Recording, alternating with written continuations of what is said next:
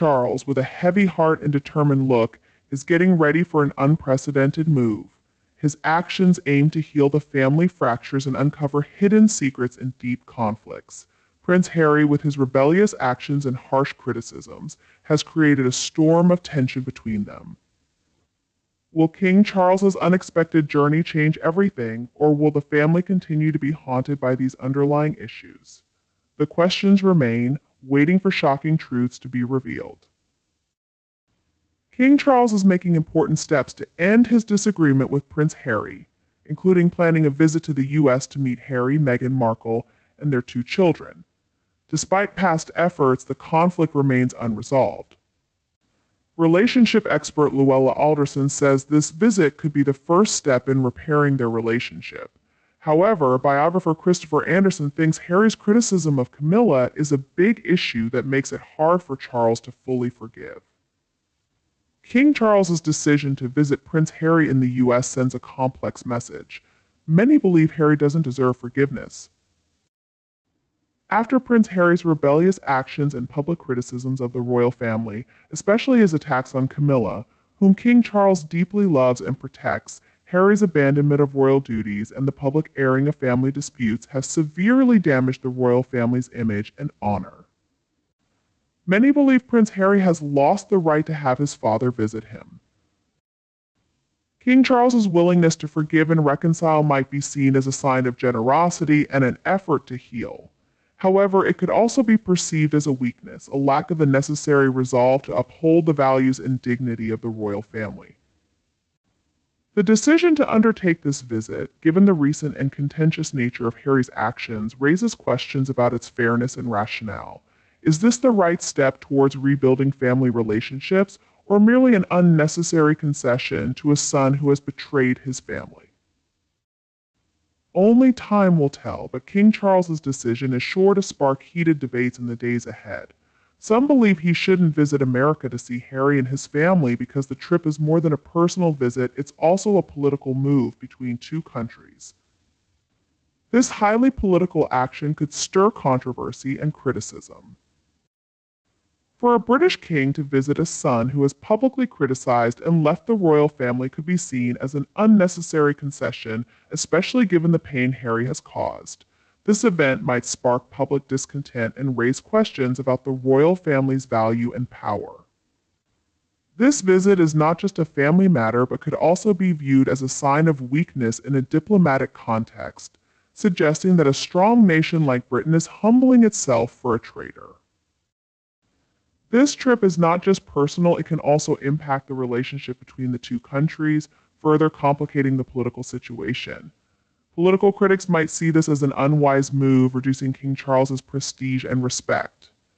Many argue that instead of visiting someone who left and criticized the family, King Charles should focus on more important royal duties.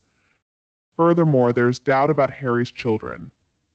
Harry and Meghan often mention their children, but have never confirmed their existence, leading to skepticism and confusion. Their media presence attracts public and media attention, but questions about the truth remain. The lack of confirmation about their children leaves many feeling doubtful.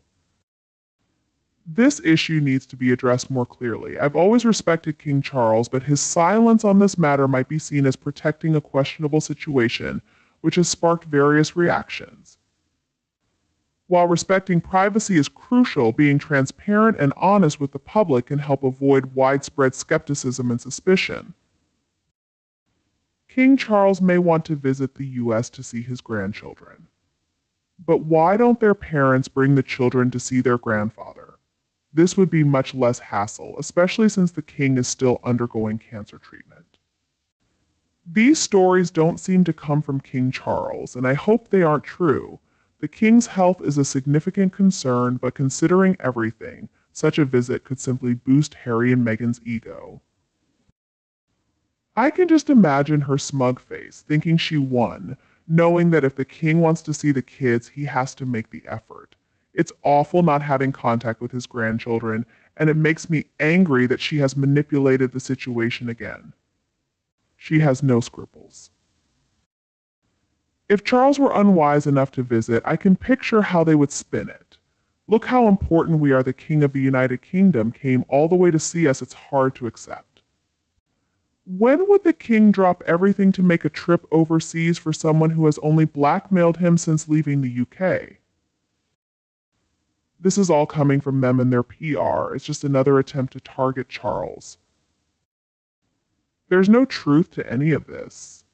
Meghan and Harry would need to refill their kettle and offer some Earl Grey before they can expect King Charles and Queen Camilla to visit them in the US. The Queen passed away knowing Harry had betrayed her, refused to acknowledge her as his wife, and then demanded his wife be at her bedside. When Harry came over uninvited, he got 7 minutes with the King. King Charles has made it clear that he won't respond to emotional blackmail. Yes, he is a father, but he is also a king, and his duty to the country comes before his personal feelings. I firmly believe that our king is not going to the USA. He is our head of state and has the right to fulfill his destiny as prescribed. We don't own our children, we borrow them until they become adults in their own right. We're often only gifted a relationship with our grandchildren if we're young and geographically close enough. Sometimes health demands it. The king has a duty to impart a code of conduct to Prince George, just as the late Queen did for Prince William, and the late Queen Mother did for our now king. This is the nature of the monarchy. Why should King Charles go to them? They have the audacity to expect an apology. If anyone owes an apology, it's Harry and Meghan. The royal family deserves one. The gruesome twosome only think of themselves and how to exploit the royal family for financial gain.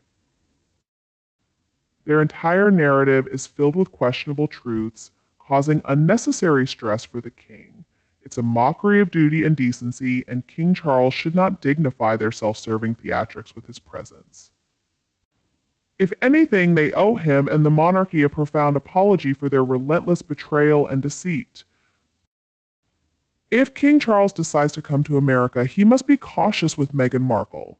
She has been criticized for using audio and video recordings of important royal conversations and events, then posting them to the press for profit. This action invades privacy and is a malicious act for personal gain. Meghan Markle and Prince Harry have often used interviews and statements to publicly criticize and oppose the British royal family, especially Harry's relatives. They exploit private stories and words of royal figures to create a life by selling it to the public. Every time they pick up a camera or microphone, they're creating new stories and interviews, doing whatever they can to make money. Everyone knows that Meghan Markle and Prince Harry use these opportunities for personal gain, not for family or national purposes. They're leveraging their fame for media attention. Nothing is impossible with them. Meghan will do anything to make money. Be careful, Charles. He may be your son, but you are the king and you represent your subjects, who are clearly unhappy with Harry and Meghan. Such a move could give Meghan what she craves: the collapse of the royal family by losing public support. Given his age, his battle with cancer, and the fact that his wife wouldn't be welcome in Harry's house, how could King Charles possibly agree to this? This whole situation seems implausible and unwise. Prince Charles deeply treasures his wife, Camilla, and defends her fiercely against criticism. The public uproar over his family, including his wife, daughter-in-law, and the monarchy itself, deeply troubles him. Such criticisms intensify calls for a republic. Prince Harry's departure from royal duties signifies more than just a change in titles. It reflects a significant shift in how people view the royal family. Once admired for his charm and relatability, Harry's choices have transformed him from a beloved royal to a divisive figure. His and Meghan's decisions to step back and their candid revelations have left many feeling betrayed and disillusioned, tarnishing the public's former trust and admiration. While Harry and Meghan may have aimed for personal freedom and authenticity, how they've handled their transition has raised doubts about their commitment to royal tradition and duty in the public's eyes. Their choices and statements have sharply diverged from what's expected of royals, especially when compared to figures like Prince Andrew, who prefers a quieter life out of the spotlight. Despite controversy, Prince Andrew's decision to step back from public duties has been seen as a practical move to protect the monarchy's reputation. His absence has shifted attention away from scandal, focusing instead on more stable and respected members of the royal family. Navigating their desire for privacy amid ongoing public interest and scrutiny poses a significant challenge for Harry and Meghan. Their attempts to define a new role on the global stage have been met with skepticism and questions about their future contributions and commitment to public service. As they embark on this new chapter, the public expects transparency, accountability, and a steadfast adherence to the values and responsibilities tied to their royal status. Whether they can rebuild public trust and acceptance remains uncertain, highlighting the complexities of balancing personal desires with public obligations within one of the world's oldest and most respected institutions. They can live a private life, staying out of sight, just like Andrew did. Harry has many questions to answer before any visit. The moon bumps change shape and move about when they walk. Why has no one else seen these milkshakes besides them? Where is their nanny who used to care for them? Where are their birth certificates that no one has seen? Why hasn't anyone heard the milkshakes playing? Where are the milkshakes? Where are the garden toys, swings, slides, sand pit, and so on? Where are the dogs they boasted about, seen only once? Where are all the deals they keep bragging about? Where are Alistair's friends who have been missing for a long time now? It's a long list. I can't wait for an answer. Of course. Testing the waters again, the king needs to be careful if this is true. His outline has supported him despite criticism from these two, and he needs to think hard. But his son and daughter-in-law gave him excellent advice. Ending public attention would further diminish Meghan and Harry's relevance. If Charles visits them in America, it could severely impact the monarchy. King Charles may lose respect over time. With so much history between them, any meaningful reconciliation seems unlikely. I doubt William will silently endure this and will likely oppose it. His future hinges on it. On the other hand, Tom Quinn seems to be the new prominent figure, akin to Omid Scobie. Is he suggesting that a king undergoing chemotherapy will travel to Montecito to see his son? Will he go alone, leaving Camilla behind? Given Harry's clear stance on Camilla, which some view as harsh, it's a contentious issue. This appears to be another attempt at PR spin, trying to reshape history once more. Harry arrived in the UK amidst a flurry of PR activity, with photographers ready to capture every moment, creating a continuous stream of news updates. The meeting itself lasted only 12 minutes, hardly enough to be considered significant progress. Harry quickly left the UK because he had an engagement to attend in Vegas the following day. During his last visit, King Charles offered him accommodation at St. James Palace, but Harry and his PR team chose to emphasize a narrative portraying him as a victim, claiming he was snubbed by his heartless father. It's unlikely that Charles would visit or stay with Harry and Meghan in the United States, as every word he says would likely be repeated to the press, possibly with distortions added. He previously stated that he wouldn't allow himself to be manipulated using his grandchildren, nor would he endorse his daughter-in-law for PR purposes, especially after her behavior towards his family. Harry needs to take responsibility for damaging their relationship despite everything. Initially, the British public welcomed Meghan Markle with favor, but sentiment shifted when her actions revealed inconsistencies, leading to public backlash as she departed with her controversial spouse. She was seen as deceitful and manipulative, lacking dignity. They might have been better received had they not been seen as causing harm for personal gain. Her advantages over Catherine had nothing to do with her race. She only used a card to portray herself as a victim in the eyes of the world. While Carol Middleton received nothing from King Charles III, her mother Doria received millions of dollars in support from him. One might wonder what this support is for her behavior, comments, lies, lack of decency, narcissism, and so on. These are the key reasons behind the harsh treatment and criticism she rightfully deserves.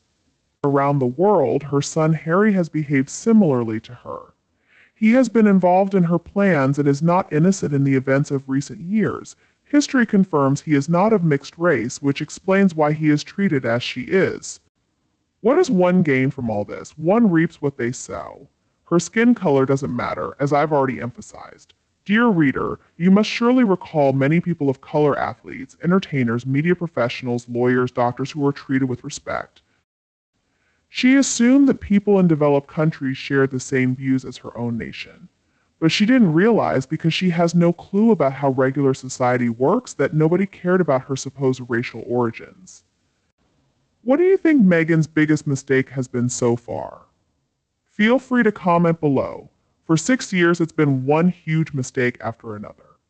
The latest one involved convincing Nacho to be her sidekick for a greeting card style social media post with 3 images. The post went up just hours before the Trooping the Colour ceremony started in the UK, where Princess Catherine looks stunning. One picture shows a jar of jam labeled raspberry jam, but it has no seeds, so who knows what it really is. The label on the jar says 2 of 2 and is peeling at the edges. It looks like a messy attempt at a bandage, wrapped sloppily around the jar. The picture is cropped awkwardly to the right, giving it a tarot card vibe, or maybe it's just some old trick she knows. In the middle picture, there's a skinny white dog sitting on its haunches.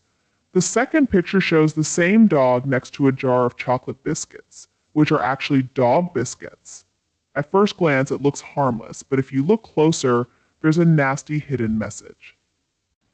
She's basically mocking a sick, thin white dog and telling it to eat the brown dog biscuits, which implies something really insulting. I'm not making this up. It's not a conspiracy theory, others see it too.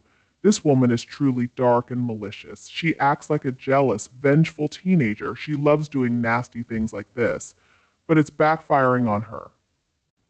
Nacho had to delete the post because it caused too much backlash. Catherine, on the other hand, stays calm and doesn't respond. She doesn't need to and doesn't want to. She's not giving Meghan the ammunition to play the victim.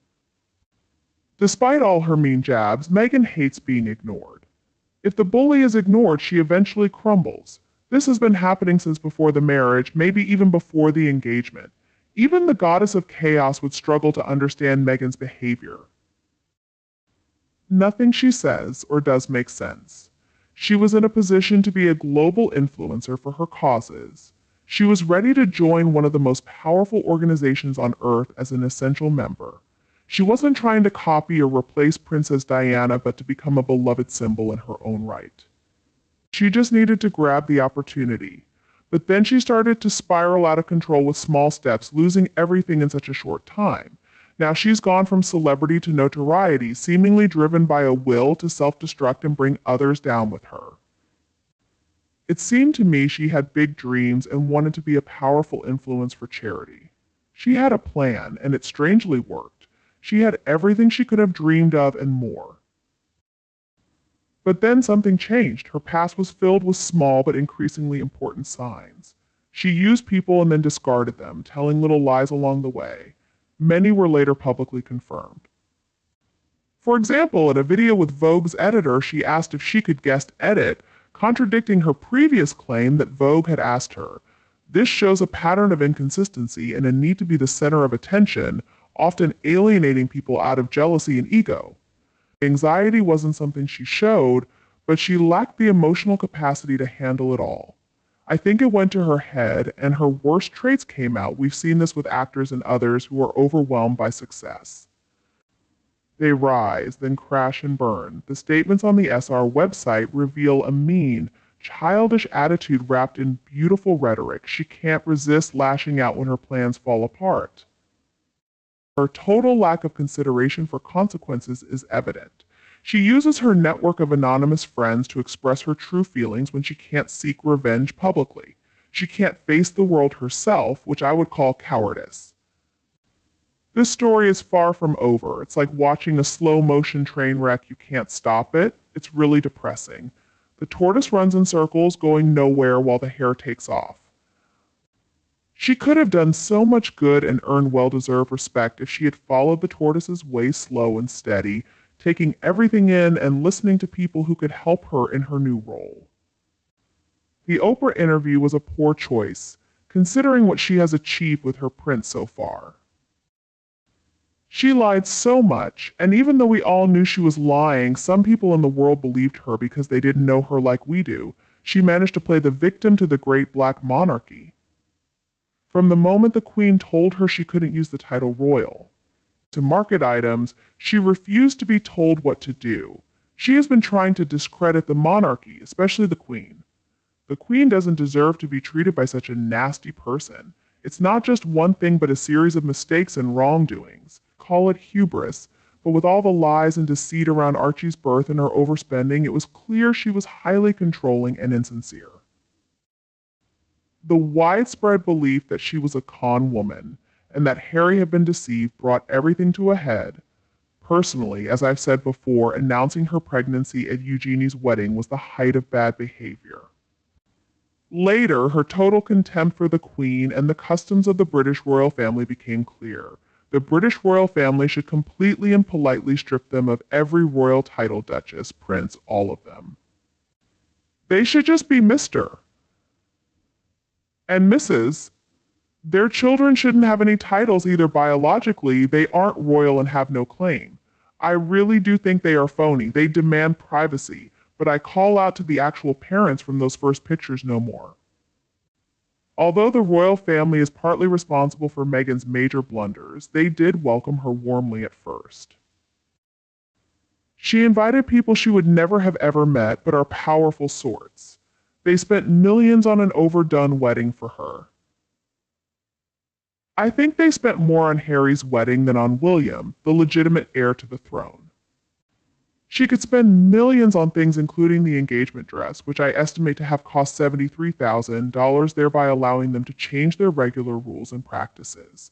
They invited her mother, not Kate's family either, and they invited her to Christmas before she was married. Not something they did with Catherine. Well, that's all for today's video.